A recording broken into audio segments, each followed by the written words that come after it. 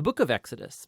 It's the second book of the Bible, and it picks up the storyline from the previous book, Genesis, which ended with Abraham's grandson, Jacob, leading his large family of 70 people down to Egypt. Now, Jacob's 11th son, Joseph, had been elevated to second in command over Egypt, and he had saved his whole family in a famine. And so Pharaoh, the king of Egypt, offered the family to come live there as a safe haven. And so eventually Jacob dies there in Egypt, and Joseph and all his brothers do too. About 400 years pass, and the story of the Exodus begins. Now, that name refers to the event that takes place in the first half of the book, Israel's exodus from Egypt. But the book has a second half that takes place at the foot of Mount Sinai. In this video, we'll just focus on the first half, where centuries have passed, and the Israelites were fruitful and multiplied, and they filled the land. Now, this line is a deliberate echo back to the blessing that God gave all humanity back in the Garden of Eden. And it reminds us of the big biblical story so far. Humanity forfeited God's blessing through sin and rebellion, and so God chose Abraham's family as the vehicle through which he would restore his blessing to all the world. But the new Pharaoh does not view Israel as a blessing. He actually thinks this growing Israelite immigrant group is a threat to his power. And so just as in Genesis, humanity rebels against God's blessing, so here Pharaoh attempts to destroy the source of God's blessing, the Israelites. He brutally enslaves them in forced labor, and then he orders that all the Israelite boys be drowned in the Nile River. Now, Pharaoh, he is the worst character in the Bible so far. His kingdom epitomizes humanity's rebellion against God. Pharaoh has so redefined good and evil according to his own interests that even the murder of innocent children has become good to him. And so Egypt has become worse than Babylon from the book of Genesis. And so now Israel cries out for help against this new Babylon, and God responds. God first turns Pharaoh's evil upside down as an Israelite mother throws her boy into the Nile River, but in a basket. And so he floats safely right down into Pharaoh's own family. He's named Moses, and he grows up to eventually become the man that God will use to defeat Pharaoh's evil. In the famous story of the burning bush, God appears to Moses and commissions him to go to Pharaoh and order him to release the Israelites. And God says that he knows Pharaoh will resist, and so he will bring his judgment on Egypt in the form of plagues.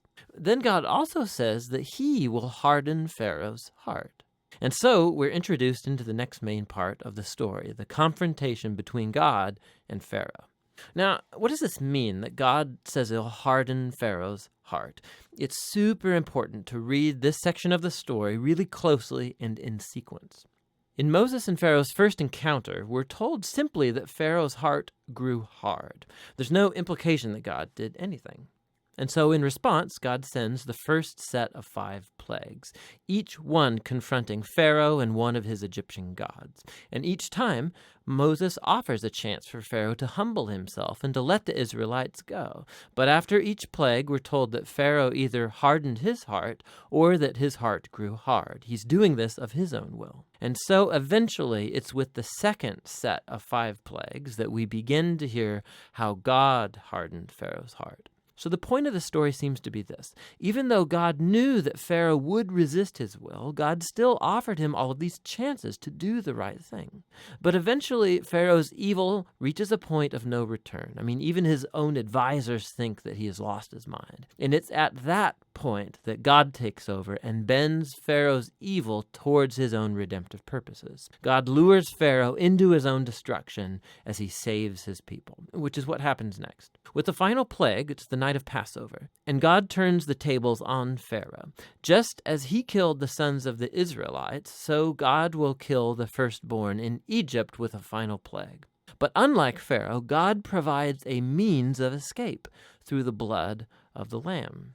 And here the story stops and introduces us in detail to the annual Israelite ritual of Passover. On the night before Israel left Egypt, they sacrificed a young, spotless lamb and painted its blood on the doorframe of their house. And when the divine plague came over Egypt, the houses covered with the blood of the lamb were passed over, and the sun spared. And so every year since, the Israelites have reenacted that night to remember and to celebrate God's justice and his mercy.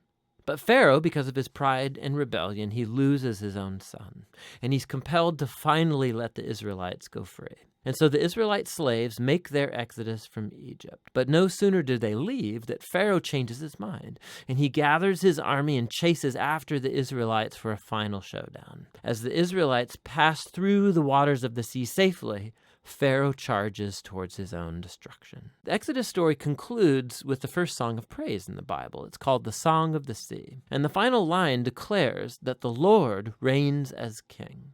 And then the song retells in poetry what the story of God's kingdom is all about. It's about how God is on a mission to confront evil in his world and to redeem those who are enslaved to evil. God is going to bring his people into the promised land where his divine presence will live among them. This story is what it looks like when God becomes king over his people.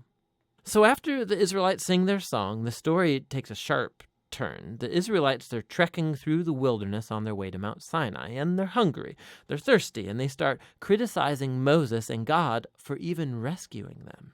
They say they long for the good old days in Egypt. I mean, it's crazy. So God graciously provides food and water for Israel in the wilderness, but these stories, they cast a dark shadow. And we begin to wonder, could it be that Israel's heart is just as hard as Pharaoh's? We shall see. But for now, that's the first half of the book of Exodus.